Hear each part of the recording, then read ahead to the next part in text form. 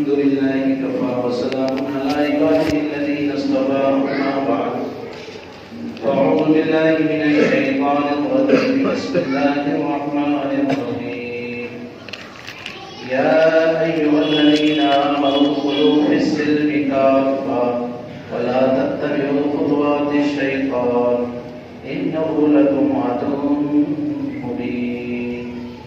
وقال النبي صلى الله تعالى عليه وسلم من تشبه بقوم فهو منهم أو كما قال عليه الصلاة والسلام. صدق الله مولانا العظيم وصدق رسوله النبي الكريم ونحن على ذلك لمن الشاهدين والشاكرين والحمد لله رب العالمين. درود شریف پڑھ لیجیے. اللهم صل على سيدنا مولانا محمد الباری وسلم صلی اللہ علیہ وسلم. میرے بھائی بزرگوں اور دوستوں، اللہ جل جلالہ من والہ کا بے انتہا کرم اور احسان ہے کہ اللہ نے ہمیں یہ مبارک زندگی عطا فرمائی ہے. دنیا کی زندگی کو اللہ تعالیٰ نے اہل ایمان کے لیے، انسانوں کے لیے، آخرت کے بنانے کے لیے اللہ نے عطا فرمائی. اس لیے ہماری زندگی کا ہر لمحہ اس بات سے خالی ہو کہ اس میں گناہ ہو اور اس میں نبی پاک علیہ السلام کی نافرمانی ہو. ہر وقت آدمی کو غور فکر کرنا چاہیے. رات کے گزرنے میں، دن کے آنے میں، یہ سب اللہ کی قدرت کی نشانیاں ہیں. تاریخ کی تبدیلی، سالوں کی تبدیلی، مہینوں کی تبدیلی، ہفتوں کی تبدیلی، یہ اللہ کی قدرت کی نشانیاں ہیں.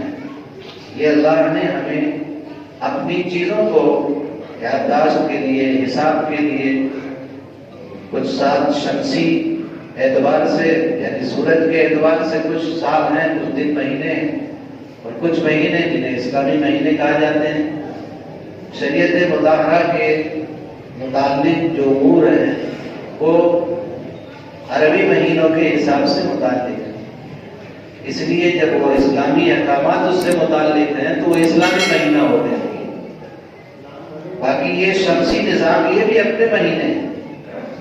اس میں یادداشت حضرت عیسیٰ علیہ السلام کی پیدائش کی طرف ٹھیک ہے، وہ بھی ایک یادگار ہے، پرانے زمانے سے چلا آ رہا ہے. تو ناجائز نہیں ہے کہ اس کے مطابق آپ حساب لکھیں گے تو ناجائز ہو جائے. لیکن اسلامی تعلیمات کا تعلق، اسلامی مہینوں کا تعلق، شریعت نے جو حکم دیا ہے اس کے ہم تابع ہیں. کیونکہ رمضان کا روزہ اسی کے اعتبار سے رکھنا ہے، محرم کا ابتدا، مہینوں کی ابتدا، حج کے ایام، یہ سارے کے سارے ایام جو متعلق ہیں شریعت کے وہ اسلامی مہینوں سے متعلق، یعنی عربی مہینوں سے. عربی مہینے تو پہلے بھی تھے، غیر اسلامی تھے، لیکن اسلام سے متعلق ہو گئے تو اسلامی مہینے ہو گئے. اس لیے یہ مہینے بھی اپنے ہیں، وہ مہینے بھی اپنے ہیں. اس کا یاد رکھنا فرض کفایہ ہے. اگر محلے میں کسی کو بھی اسلامی مہینہ یاد نہ ہو تو پھر سارے کے سارے محلے والے گنہگار ہوں. علماء نے لکھا ہے. اور اس مہینے سے اپنے حساب کتاب کا لکھنا ایسا کوئی ناجائز نہیں ہے، لیکن کسی بھی چیز میں غلو کرنا، اب مسلمان سمجھتا ہے کہ ہم ہر چیز میں آزاد ہیں. جب اسلامی مہینے کی ابتدا میں اس کی اجازت نہیں ہے تو جو اسلامی مہینہ نہیں ہے اس کی ابتدا میں ہمیں کیسے اس کی اجازت ہو؟ اب آپ دیکھ لیجئے ہمارے نوجوان بچے، ہماری نوجوان بچیاں ہیپی نیو ایئر کے عنوان پر کیا کیا ہو رہا ہے. کتنی راتیں کالی ہوتی ہیں، کتنے گناہ ہوتے ہیں، ہزاروں لاکھوں عصمتیں لٹتی ہیں اس ہیپی نیو ایئر کے موقع پر.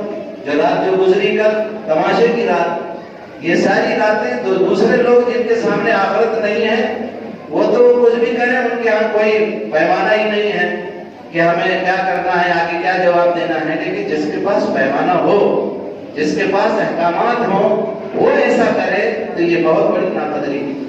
اس لیے میں نے جو آیت کریمہ پڑھی ہے آپ کے سامنے، ہم جو بھی عمل کر رہے ہیں کوئی اللہ پہ احسان نہیں کر رہے ہیں کہ ہم نماز تو پڑھ رہے ہیں، باقی ہیپی نیو ایئر میں بنا لیا، رات میں ناچ لیا تو کیا ہو گیا، نماز بھی تو پڑھ رہے ہیں.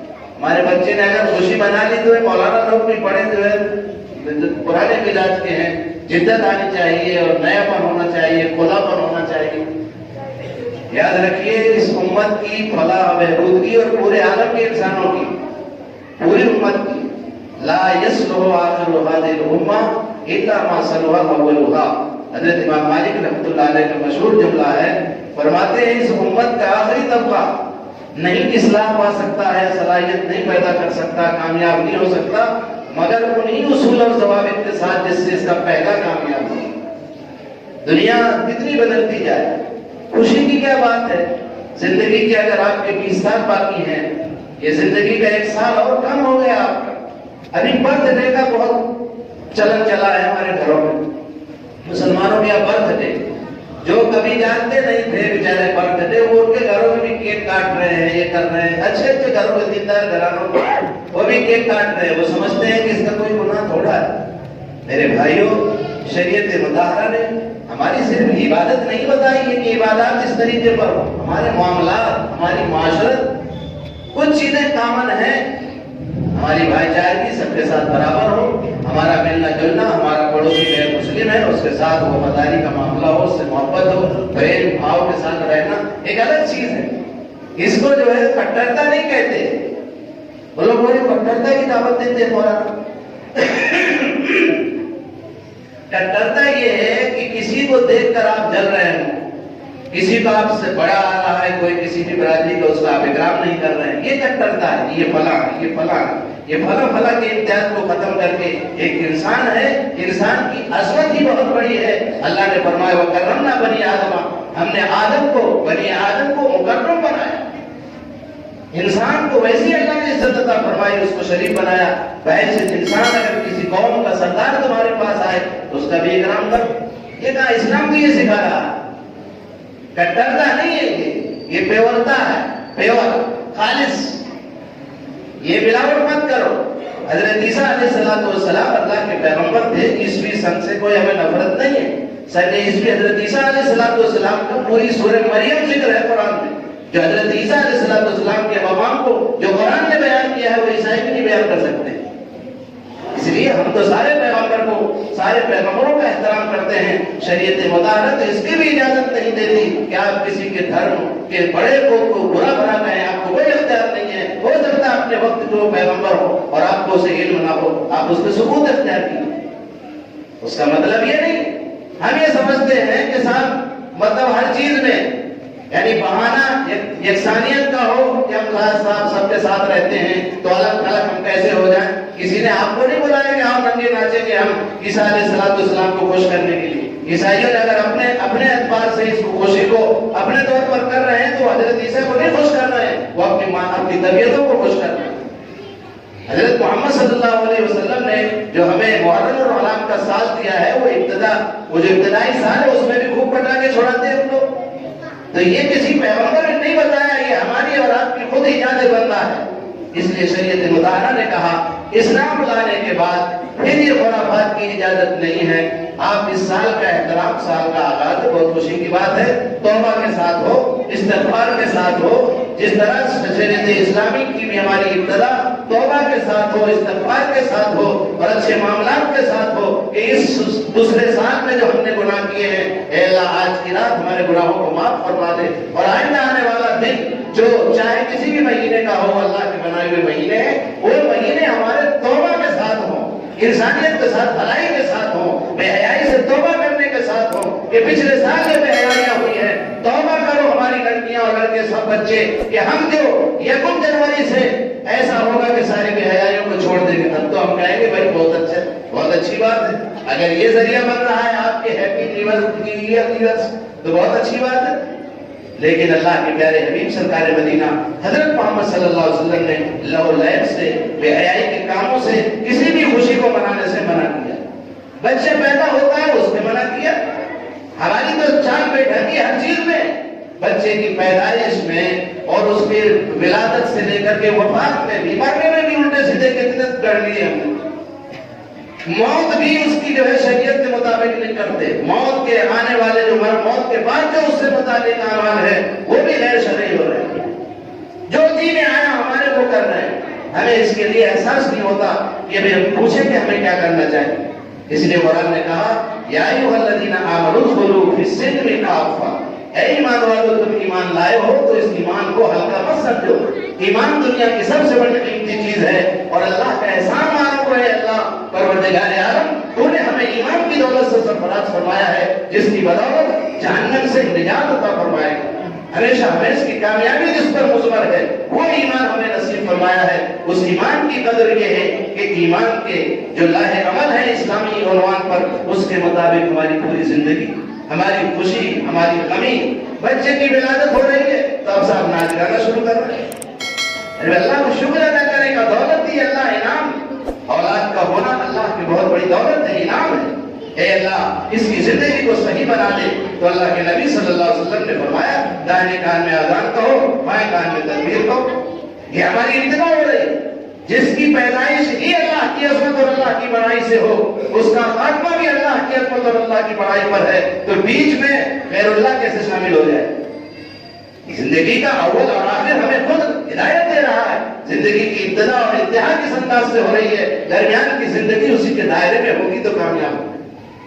اللہ کی عظمت اور اللہ کی بڑائی کا سب سے بڑا اصول یہ ہے کہ جو جس موقع پر جو احکامات ہمیں بتائے گئے ہیں اس کے مطابق ہم عمل کریں. یہ سال شروع ہو رہا ہے اللہ کا شکر ہے. اس رات کو توبہ اللہ کرنا چاہیے اللہ سے معافی مانگنا چاہیے اللہ سے استغفار کرنا چاہیے. ایک دن زندگی کا اور ایک سال کم ہو رہا ہے اس میں کہیں گے خوشی ہو رہی ہے بھائی. ہاں خوشی اس بات کی ہے کہ اللہ نے عافیت عطا فرمائی اللہ نے ساری چیزوں سے اور پھر ہمیں نئے سال سے نئے کام کرنے کی توفیق عطا فرمائی. دلی خوشی ہوتی ہے اس میں ناچنے گانے کی کیا ضرورت. اس میں اس کے بہانے سے جو ہے بے موقع ادھر ادھر غیر حاضری پتہ نہیں کہاں کہاں کیسے کیسے واقعات رونما ہوتے ہیں. کوئی ہوٹل میں پکڑا جا رہا ہے کوئی کہاں معلوم ہو. سب